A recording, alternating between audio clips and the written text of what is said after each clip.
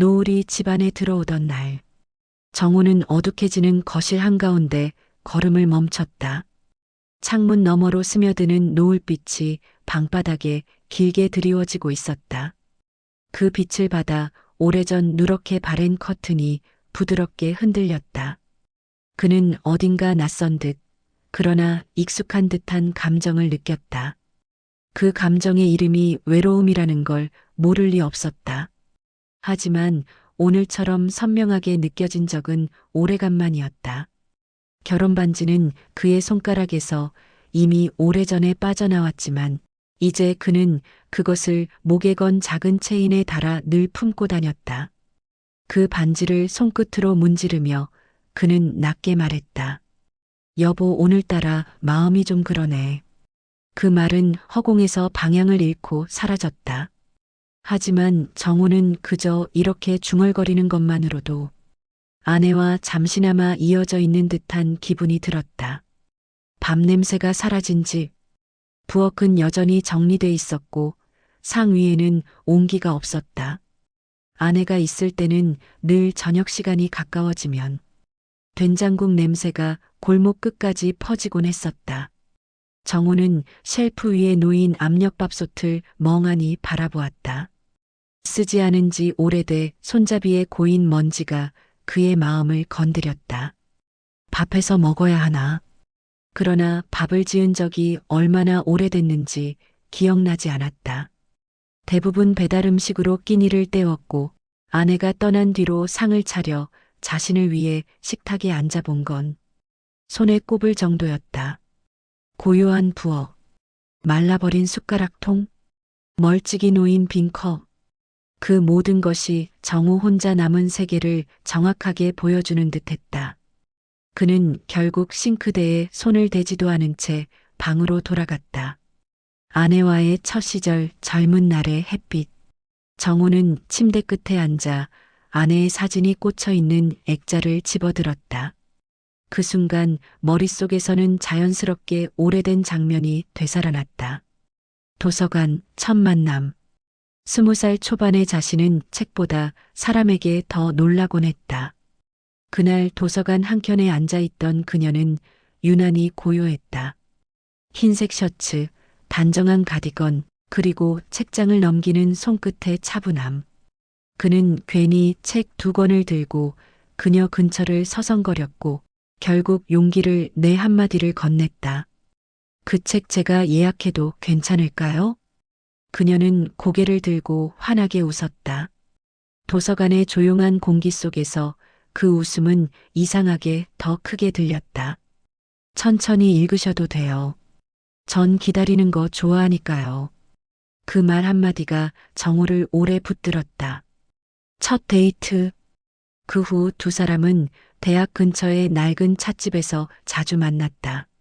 정우는 늘 그녀보다 10분 먼저 도착해 찻잔의 손잡이를 괜히 만지작거리며 긴장을 풀었다. 그녀는 매번 같은 자리, 창가 오른쪽에 앉았다. 햇빛이 그녀의 옆모습을 비출 때 정우는 늘 속으로 생각했다.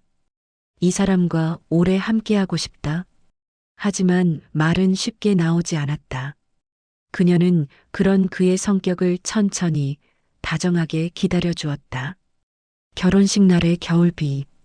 결혼식 날 갑자기 내린 겨울비는 하객들조차 당황하게 만들었지만 그녀는 비에 젖은 웨딩드레스를 가볍게 털며 말했다. 괜찮아요. 이제 비 와도 우리 집에서 말리면 되잖아요. 그 말에 정우는 순간 숨이 막힐 정도로 따뜻함을 느꼈다. 그녀는 늘 가치를 먼저 생각하는 사람이었다. 신혼집의 작은 부엌, 어설픈 맞벌이 부부의 신혼살림, 밥과 반찬이 항상 서툴고 설거지할 때 컵을 몇 개나 깼는지 모른다. 그녀는 컵을 깨뜨린 정우를 나무라기는커녕 옥수수 수염차를 건네며 말했다. 그래도 같이 먹으니까 좋다. 그때 정우는 깨달았다. 행복은 거창한 사건이 아니라 함께하는 순간들 속에 스며 있다는 것을. 서로의 그림자. 세월은 빠르게 흘렀다. 두 아이는 장성하여 집을 떠났고 집에는 두 사람의 대화와 TV 소리만 남았다. 그녀는 드라마를 좋아했고 정우는 만년필로 일기를 쓰는 취미가 있었다. 밤이면 그녀는 묻곤 했다. 당신은 나랑 살아서 어떤 게 제일 좋아요? 정우는 늘 같은 대답을 했다. 같이 깨 있고, 같이 자고, 같이 밥 먹는 거. 그녀는 그 말이 세상에서 가장 달콤한 고백이라고 말했다. 첫 통증. 아내는 어느 날부터 어깨가 자꾸 아프다고 했다. 처음엔 단순한 피로인 줄 알았다. 그러나 점점 얼굴빛이 누렇게 바랬고 숨을 쉬면서 종종 가슴을 누르곤 했다. 정우는 그녀를 병원으로 데려갔다. 그리고 어느 날 의사는 조용히 말을 꺼냈다. 말기입니다. 정우는 순간 귀가 멍해졌다. 아내의 얼굴이 점점 멀어지는 듯 했고 주변 소리가 모두 꺼지는 기분이었다. 병상에서의 대화. 그녀는 침대 위에서도 밝게 웃으려 했다. 하지만 정우는 그 웃음이 더 아팠다. 내가 좀 욕심을 많이 냈나 봐요. 무슨 말이야. 당신이랑 더 오래 살고 싶은 욕심. 정우는 그녀의 손을 꼭 잡았다. 그녀는 미소 지었다. 근데 당신이라서 다행이었어요. 그 말은 그의 가슴을 깊숙이 파고들었다. 마지막 인사. 비가 내리던 어느 오후, 그녀는 정우에게 손을 살짝 흔들었다. 여보, 나 먼저 갈게. 정우는 아무 말도 하지 못했다. 그녀는 부드럽게 눈을 감았고 손끝의 체온이 조금씩 사라졌다. 그렇게 그의 세계 절반이 사라졌다. 홀로 남겨진 살. 아내가 떠난 후 집안은 모든 소리가 사라진 것처럼 고요했다. 식탁에 놓인 두 개의 자리 중 하나는 매일 비어 있었다. 침대의 오른쪽은 이불이 늘 깔끔했다. 아무도 누워주지 않으니 욕실 거울 앞에는 그녀가 쓰던 치약이 반쯤 남아 있었다. 정우는 몇 달간 그것을 버리지 못했다. 정우는 하루 동안 단 한마디도 하지 않는 날이 많았다. 말할 상대가 없다는 건 이렇게 깊은 침묵을 만들어내는지 그때 처음 알았다. 공원에서 만난 사람들, 외로움에 눌려 집 안에만 있던 어느 날 정우는 갑자기 밖으로 나가고 싶어졌다. 이러다 내가 먼저 무너지겠구나. 그는 조용히 말하며 신발을 신었다. 발걸음은 무거웠지만 그것이 첫 시작이었다. 공원 벤치에 앉아 있을 때 한 할머니가 말을 걸었다. 요즘 잘 안 보이시더니 사모님 건강 어떠세요? 정우는 조용히 고개를 숙였다. 할머니는 그의 손등을 살며시 쓸어주었다. 아이고, 그랬구먼요. 다 아파요. 다들 그렇게 아파요. 그 말이 이상하게 위로가 됐다. 그날 이후 정우는 공원에서 사람들과 조금씩 인사를 나누기 시작했다. 이름조차 모르는 이들과의 짧은 대화였지만 그 짧은 순간들이 그의 마음을 조금씩 덜 무겁게 만들었다. 과거와 대화하는 시간. 집으로 돌아온 정우는 아내의 사진첩을 꺼냈다. 그는 사진 속 젊은 아내의 손을 사진 위로 조심스레 덮었다. 여보, 나 이제 괜찮을 것 같아. 아직은 아니지만 그래도 조금씩. 그 말은 울음이 아니라 결심에 가까웠다. 그는 매일 밤 일기를 쓰기 시작했다. 아내에게 들려줄 오늘의 이야기. 그녀가 읽지 못하더라도 그저 쓰는 것만으로도 마음이 차분해졌다. 작은 일상들이 다시 살아나다. 정우는 하루에 하나씩 아내가 했던 일들을 자신에게도 해보기로 했다. 국거리를 사서 된장국 끓이기. 그녀가 좋아하던 라디오 채널 틀기. 식탁보를 세탁해 햇빛 아래 말리기. 작은 화분을 하나 둘 들여놓기.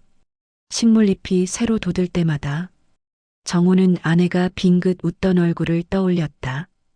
그리고 어느 날 아내가 쓰던 앞치마를 꺼내 걸어두었다. 그것만으로도 부엌이 다시 살아나는 기분이 들었다. 노을 아래에서의 깨달음. 어느 저녁 공원에서 노을을 바라보고 있을 때 정호는 문득 생각했다. 외로움이 내 적이 아니구나. 외로움은 그저 아내를 사랑했던 마음이 남긴 그림자 같은 것이었다. 그는 벤치 등받이에 기대며 하늘을 바라봤다. 여보, 당신이 없는 게 너무 슬프지만 그만큼 당신을 많이 사랑했다는 거겠지. 눈물이 흐르지 않았다. 대신 따뜻한 바람이 그의 얼굴을 스쳤다. 그 바람은 마치 아내가 조용히 그의 머리를 쓰다듬는 듯했다. 새로운 내일을 향해 정호는 다음날 복지관 프로그램에 등록했다. 글쓰기 반이었다. 첫 수업에서 강사가 물었다. 우리는 누구나 한 번쯤 큰 사랑을 하죠. 오늘은 그 사랑에 대해 한 줄씩 써봅시다. 정호는 잠시 숨을 골랐다. 그리고 종이에 적었다. 내 삶의 황혼에도 여전히 빛나는 사람. 그 문장을 읽는 순간 가슴 깊은 곳에서 작은 온기가 번져왔다. 밤이 되어 집에 돌아온 정호는 아내의 사진 앞에 앉아 조용히 인사했다. 여보, 나 오늘 좀 잘했어. 그러고는 식탁에 혼자 밥을 차렸다. 아내 없이 먹는 밥은 여전히 싱거웠지만 그는 처음으로 숟가락을 내려놓지 않았다. 식사를 마치고 창문을 열자 차가운 바람이 들어왔다. 정호는 그 바람을 온몸으로 느끼며 눈을 감았다. 그리고 아주 오랜만에 진심 어린 미소를 지었다. 여보, 고마워. 당신 덕분에 내 황혼이 다시 빛나기 시작했어. 그는 더 이상 혼자가 아니었다. 아내의 기억은 여전히 그와 함께 걸어가고 있었고 그 기억은 앞으로 나아가려는 그의 걸음에 조용히 그러나 지속적으로 힘을 실어주고 있었다. 여보, 당신이 참으로 그립소. 남은 여생 너무 외로워하지 않고 살다. 당신 곁으로 갈 때는 입가에 미소 담아 가겠소.